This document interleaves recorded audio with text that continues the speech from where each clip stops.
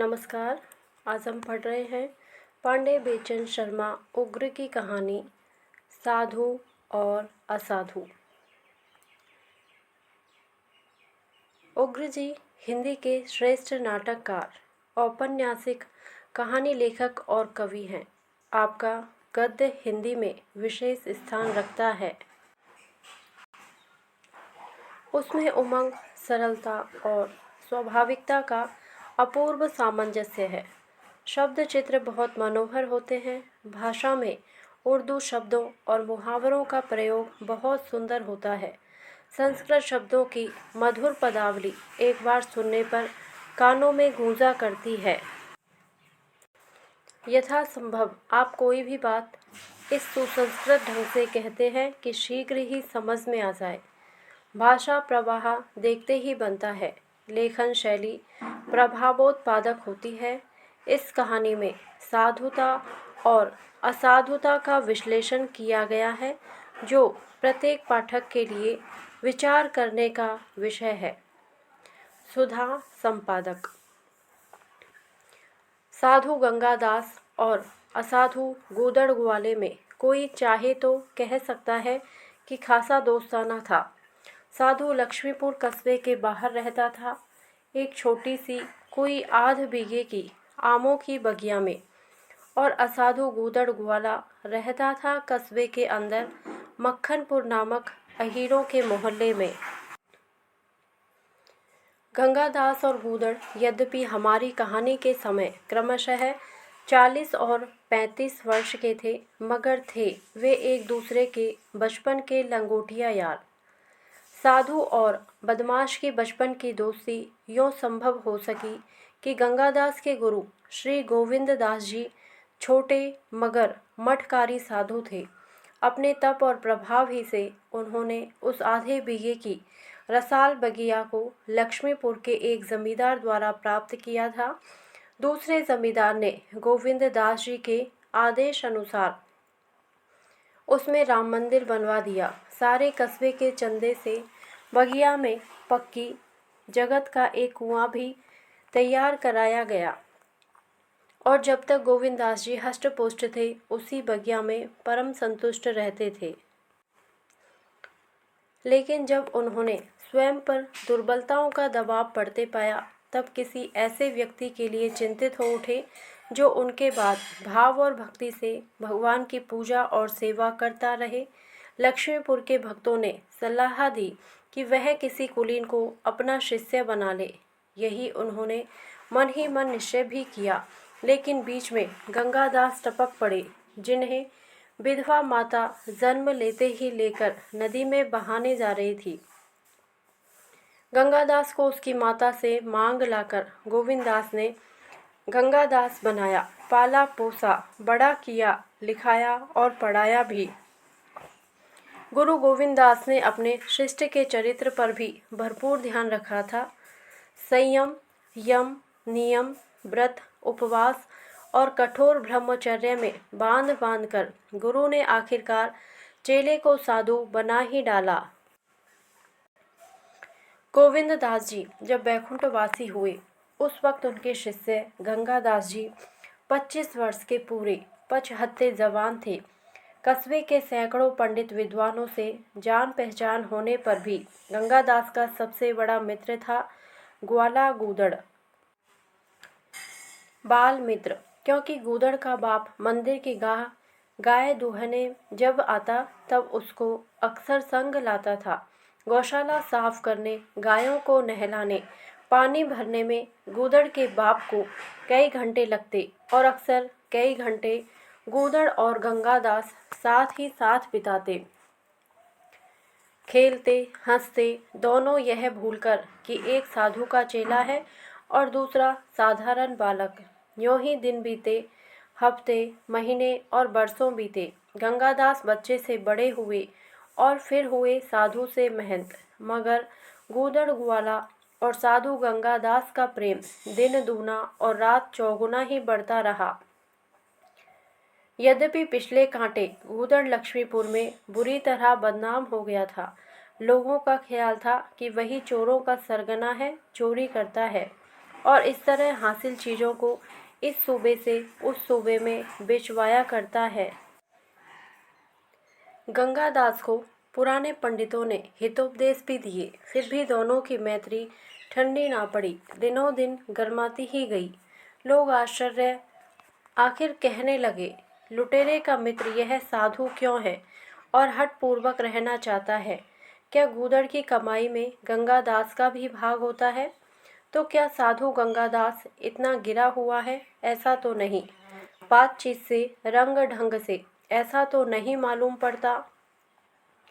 फिर अब तक कभी किसी ने भी गंगादास को किसी भी दुराचार के नज़दीक नहीं पाया।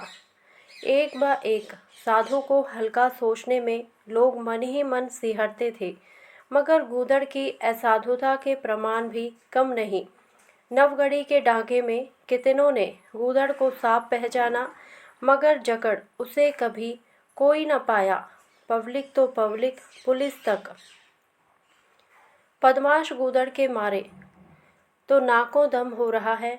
हजार कोशिश करने पर भी उसके खिलाफ एक भी सबूत या गवाह हम नहीं पाते। लक्ष्मीपुर कस्बा पुलिस स्टेशन के इंचार्ज ने झकते हुए छोटे दारोगा से कहा। छोटे दारोगा बाबू बंगाली थे और पुलिस में चंद बरसों से ही होने पर भी बड़े जोशीले और बुद्धिमान ऑफिसर माने जाते थे। गवाह नहीं मिलते, इसका सबब कुछ मैं जानता हूँ शायद।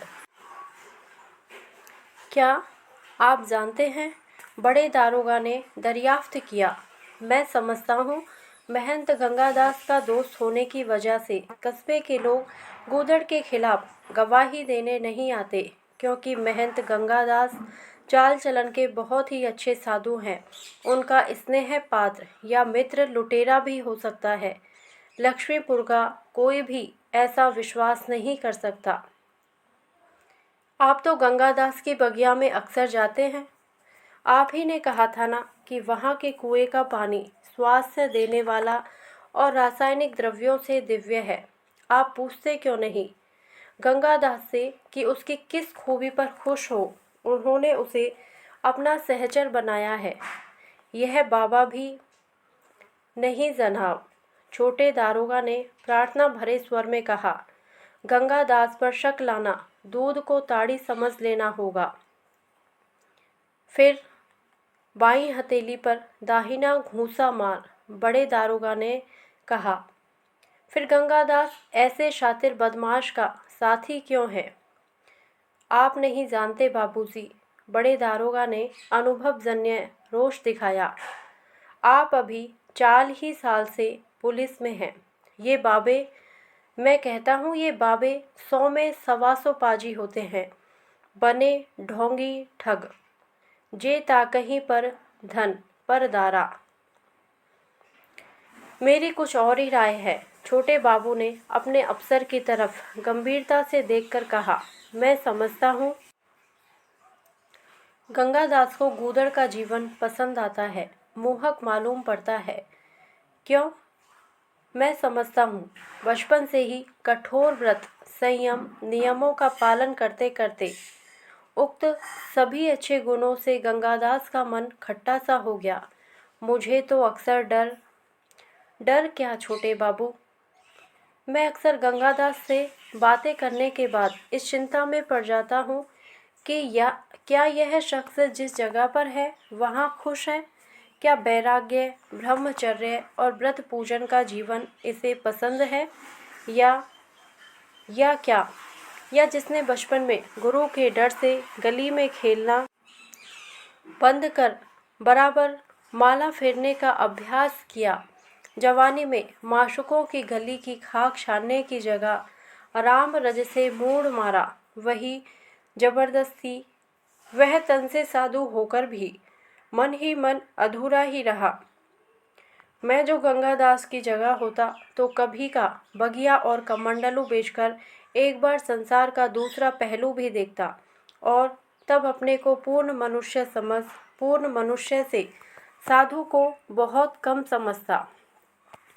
हा हा हा हा, हंसे बड़े दरोगा साहब।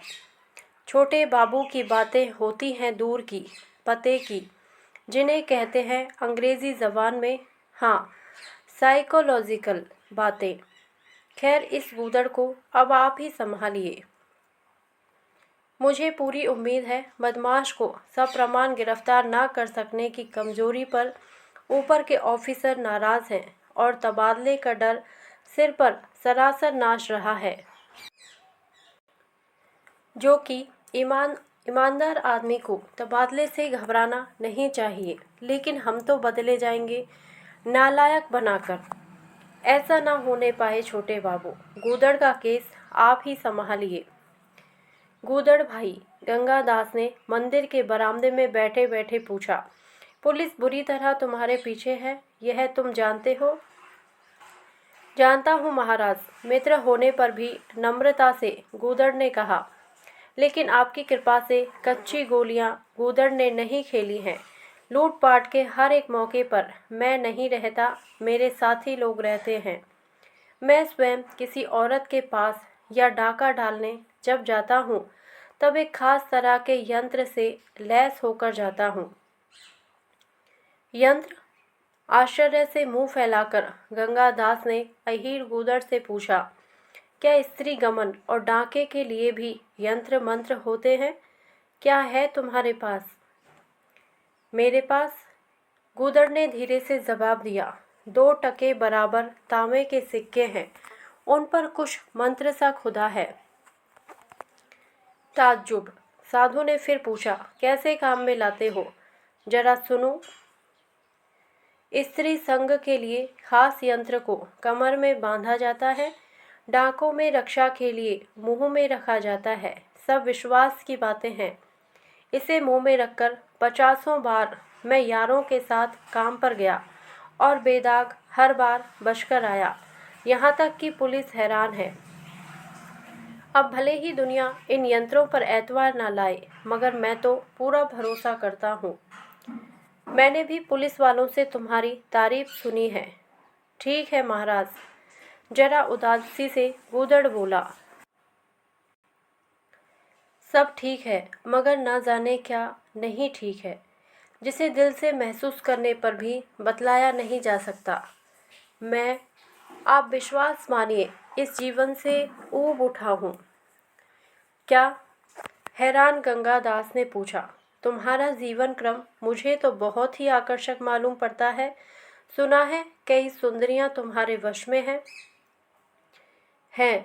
बरसात का पानी नावदान में जाता है कि नहीं, वैसे ही हमसे निरंकुश लुटेरे का सर्वस्व अबला कहलाने वाली महामायाओं के पास ही जाता है। स्त्रियां कई सुंदरियां, लेकिन मैं छक चुका उनके रूप रस से। सबके दिल में अगर चाहा है तो महज उन रुपयों की, जिन्हें मैं अपनी जान जोखिम में डालकर भर भर अंजुलि लाता हूँ। रुपये ना होंगे उस दिन वे सुंदरियां मेरी ना रहेंगी। सारा दिखावा खुदगर्जी का है, कठोर, नीरस। मैं इस नकली जीवन से ऊब गया हूँ। मुझे तो ऐसा लगता है कि सनक में किसी दिन सर मुड़ाकर किसी और चला ना जाऊं। ओहो! घबराकर साधु ने गूदड़ का मुंह बंद कर दिया। बुरी बातें मुंह से ना निकालो। साधु होना है तो यह मंदिर है, बगिया है, यहीं रहो और सेवा करो। कहीं भागने जाने की क्या ज़रूरत? मुझे तो तुम्हारा जीवन निहायत मीठा मालूम पड़ता है। मेरा तो अगर बस चले। गंगादास न जाने क्या कहते कहते ना कह सके। बस गूदड़ ने दृढ़ता से कहा, परसों आखिरी बार एक काम और करना है, इसलिए कि उस काम की तैयारी महीनों से हो रही है और अब पूरी हो चुकी है। लक्ष्मीपुर की विख्यात विधवा रुक्मणी बाई के पास 5 लाख रुपये नगद हैं। उसी के सेवकों और नौकरानियों को मिला लिया गया है। बड़ी रकम हाथ लगने की उम्मीद है। बस सोचा है इस काम को कर दाम से एक दिन और मैं अंतिम बार सुख लूटूंगा। हर एक सुंदरी का तन और धन से संतुष्ट करूंगा और फिर आज्ञा होगी तो यहीं आकर आपका चेला बन जाऊंगा। फिर ठाकुर जी की सेवा उसी प्रेम से करूंगा जिस प्रेम से आज तक चुन चुन कर कुकर्म करता रहा। छी गूदड़ भाई, गंगादास ने कहा। कुकर्म सुकर्म कुछ नहीं, देखते नहीं मुझे बचपन ही से तो सुकर्म कर रहा हूँ। न जाने फिर भी शांति संतोष क्यों हासिल नहीं। तुम अपनी समझ से कुकर्म करते हो, लूटपाट करने, कमर में यंत्र बांधकर सुंदरियों से मिलने और पुरुषार्थ से सुख की सारी सामग्री पाने पर भी तुम्हें शांति नहीं, संतोष नहीं। शांति संतोष ना तो इस ओर है और ना उस ओर, फिर दोनों तरफ की सैर क्यों ना की जाए। महाराज, ताज्जुब से गूदड़ बोला, आप ऐसे कैसे वचन बोल रहे हैं? आखिर कुकर्म कुकर्म ही है और सुकर्म सुकर्म। आप में और मुझ में आसमान और जमीन का फर्क है, कुछ भी अंतर नहीं। मैं कोई अपनी इच्छा से तो साधु हुआ नहीं। मेरा दिल 40 साल तक आने वाले जन्म या मुक्ति के लिए खटते खटते निस्सार और नीरस हो गया है। गुण दोष में संसार में जीवन का तुलन क्रम सम रखने के लिए आदमी को अच्छे के साथ बुरे को भी देखना जानना ही होगा, नहीं तो वह अपूर्ण अतः बेकल जरूर रहेगा।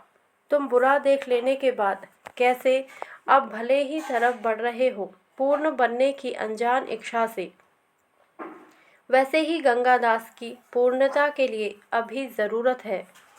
किसकी ज़रूरत? कुकर्मों की गूदड़ भाई, जरा पास आओ। काने में एक बात कहूँ। कान की बात सुनकर गूदड़ सकते में आ रहा। महाराज, आप क्या कहते हैं? ऐसा नहीं हो सकता। आप ऐसा कुछ कर ही नहीं सकते। जिस तरह अच्छे काम अभ्यास से होते हैं, वैसे ही बुरे कामों की भी कहानी है। इनके लिए जितने अभ्यास की ज़रूरत है, आप में उसका 10वां हिस्सा भी नहीं। और न कोशिश करने पर भी बरसों आप पाप के मर्म को समझ सकेंगे। भले बुरे सबके लिए अभ्यास की ज़रूरत है। खैर, अब आज्ञा हो, विधवा के घर वाला काम करने का इंतज़ाम करना है। कौन आ रहा है? हाँ, पहचाना आपने? छोटे दारोगा बंगाली बाबू मेरे मित्र हैं।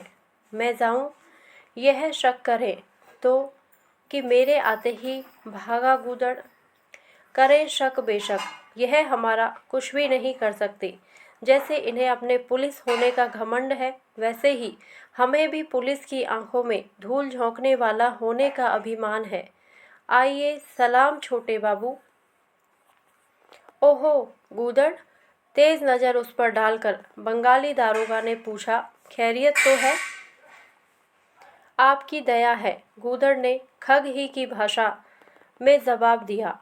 आप बाबाजी से सुलझिए, मुझे कुछ काम है। गूदड़ चला। फिर भी बंगाली छोटे दारोगा ने बाधा देते हुए एक प्रश्न और किया, क्या काम है गूदड़ भाई? कस्बे में काम है या बाहर? तुम खुद जा रहे हो? हाँ, घर पर कुछ काम है। काठियावाड़ की भैंसें बिकने आई हैं, उन्हीं के सौदागरों से झकझक करना है, माफ़ करिएगा। गूदड़ चला गया, निर्भय निर्बाध। कुछ और पूछने की इच्छा होने पर भी छोटे दारोगा पूछ न सके। परिणाम यह हुआ कि साधु गंगादास से आज उन्होंने बहुत सीधा, साथ ही टेढ़ा सवाल किया, इस डाकू से आपकी इतनी दोस्ती क्यों? डाकू? किसने कहा? गंगादास ने पूछा। गूदड़ डाकू नहीं, साधारण पेशेवर इंसान है। उसे आपने क्या कसूर करते पाया? यही तो हैरानी है, सब इंस्पेक्टर ने कहा।